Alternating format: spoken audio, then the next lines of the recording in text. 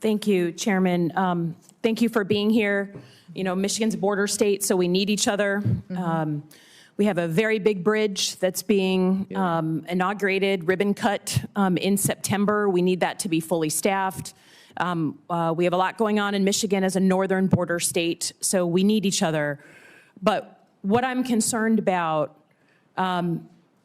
is that you've taken the mandate to close off the border beyond going after, as you say, the, quote, most dangerous illegal immigrants.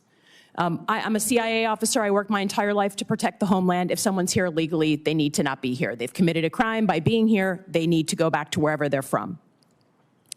But my concern is that either through sloppiness or intent, you have gone far beyond going after the, quote, most dangerous illegal immigrants and gone into legal immigrants who were given the ability to be here, and even American citizens.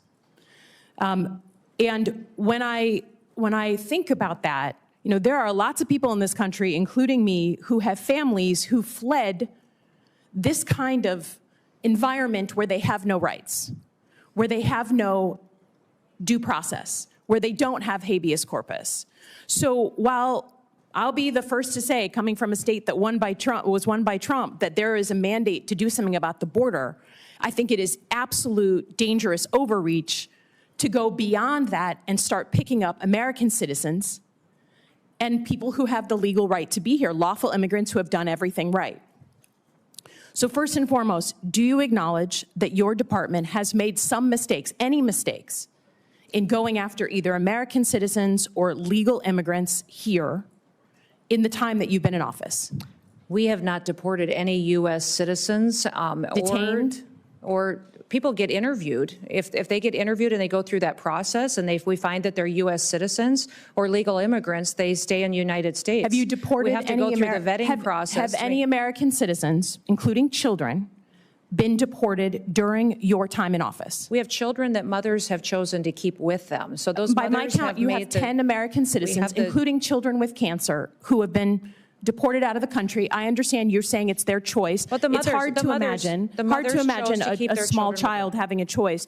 But have you gone after legal immigrants? Again, your standard in your opening statement was the most dangerous illegal immigrants. Does that include PhD students and master's students at colleges across the country, unarmed? Are they the most dangerous illegal when they have status and no weapons? I don't decide who gets status through a student program. The Department of State decides that, and we enforce it. Oh, come on. That's what our Department of Homeland Security does. I just would offer that, again, I have no qualms with going after folks who are here illegally. That is not my concern. That was part of my job, was to prevent people from coming here illegally in a former life. My concern is you're sending a chill down the spine of America by going after people who either have legal status or American citizens. And when my colleagues ask you about habeas corpus, and you say, literally, we can review the tape, that you believe it's a right the president has, you sat here in front of all of us and swore an oath to the Constitution, and that is not at all what habeas corpus is. It is a right that we all get, that American citizens get, that people who are in the United States legally have. So my concern is it's complete overreach. I don't think American citizens, even those who voted for Trump, believe that you should be able to just grab someone off the street, sloppy, who has the legal right to be here, and certainly an American citizen. And I just am concerned that while you say you're going after the most dangerous folks, what you're actually doing is going after folks for political reasons, right? A PhD student that's unarmed is not at the top of the list. And we're not deporting U.S. citizens, and we're not deporting people who have legal status here. 10 American citizens have been deported. If the children have gone with their parents, it's because their parents wanted them with them. So let me ask you another question about cybersecurity. You know, you've cut $500 million from the budget. What specific programs are you cutting? Because there are programs that really aid states and locals that we depend on for cybersecurity. And we know that right now, while we may have good security in the federal government, if you are a local state official, you're depending on the federal government. So have you cut the ISAC program, the program to states and locals on cybersecurity. The president's recommended budget has a reduction in $491 million. Does it cut that program? I've heard the talking point. And what it's doing is putting cut the CISA program back on mission. And it's you can't ensuring say that this is the most cybersecurity is going to be strengthened. You cannot say it's the most cyber secure administration if you're cutting the program to my state and to your state. It will and if you be look when on record, that's what you've cut. I yield back. Time has expired. Senator Hawley. Thank you very much, Mr. Chairman. Secretary Noem, good to see you. Senator Blumenthal. Thanks, Mr. Chairman. Thank you for being here, Madam Secretary. I'm sure you've seen the recent reports that your agency is going to sponsor a reality show, TV show, in which immigrants would compete for U.S. citizenship.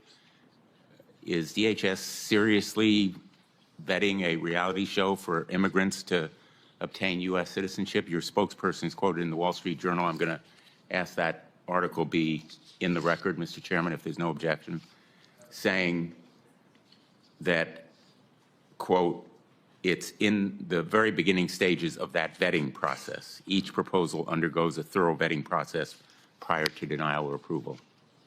Sir, we have no knowledge of a reality show. There may have been something submitted to the department, but I did not know anything about this reality show. Until the reporter reached out, we told him we have no knowledge of it. We don't know what he's talking about, and they still printed wrong information. So that article, in fact, they had to change it later because they lied so bad, and they had us on the record saying, I had no knowledge of a reality show. The department didn't. There may have been something submitted somewhere along the line because there are proposals pitched to the department, but me and my executive team have no knowledge of a reality show, and it's not under consideration. Your response is to confirm that you will not do a reality show. There are no plans whatsoever to do a reality show. And that your spokesperson was completely misquoted as saying that it was being vetted. That article was completely inaccurate and false. And the fact that they printed it when they knew it was false was a dereliction of their work. Let me go to some of the expenditures that your department is making. $200 million for an ad campaign fawning over President Trump's supposed accomplishments. $21 million between January and April for transporting around 400 immigrants to Guantanamo Bay. About half of them were flown back to the United States. $6 million to El Salvador to imprison 300 individuals in a prison known for grave human rights violations, and many more, including $1,000 to immigrants wishing to self-deport. I understand one of the planes left within the last 24 hours. None of these expenditures are in your present budget. Aren't you going to run out of money before the end of this fiscal year? The continuing resolution doesn't cover any of them. No, all the dollars being spent are being utilized as authorized and appropriately for the situation. Well, that flight that left yesterday, though, under the continuing resolution or any other way that we normally authorize monies. You're just spending recklessly, and it would seem wastefully, without authorization. That's against the law. Well, Senator, I completely disagree with you. I'm doing the job that the Secretary of Homeland Security is supposed to be doing, the one that the last Secretary refused to do, that endangered the future of our country. What I'm doing is making sure we're enforcing our laws and that people who are here that are criminal, illegal aliens are returned home. You are acting in a way you think you're doing your job, but the American people told us to do this job. The American people overwhelmingly in the last election said, we want a secure border. We want to make sure that no longer are the scales of justice tipped in favor of criminals. Legal authority and spend money that is not in your budget. All money is being spent according to how it is authorized and appropriately. Let me ask you about the money that is being used to supposedly repatriate Afghan allies,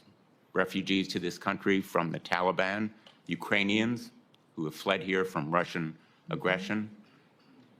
Can you confirm that money is being taken from the foreign aid allocation? Are you talking about the temporary protective status program? Correct. Yeah. So the repatriation, supposedly, of those individuals here under the temporary protected status program. Yes, so we do have thousands of individuals that are here that have been protecting or been participating in the TPS program. That has been reevaluated to see if that program is still being utilized the way that it is supposed to be, as intended by Congress when it was laid out. But there are If that is always intended to documents that have been be. publicly reported that say the administration is going to use money from the foreign aid program, AID, to send those people back to countries where they will be persecuted, tortured, and perhaps killed, as the Afghan allies would be. Let me finish my question, ma'am.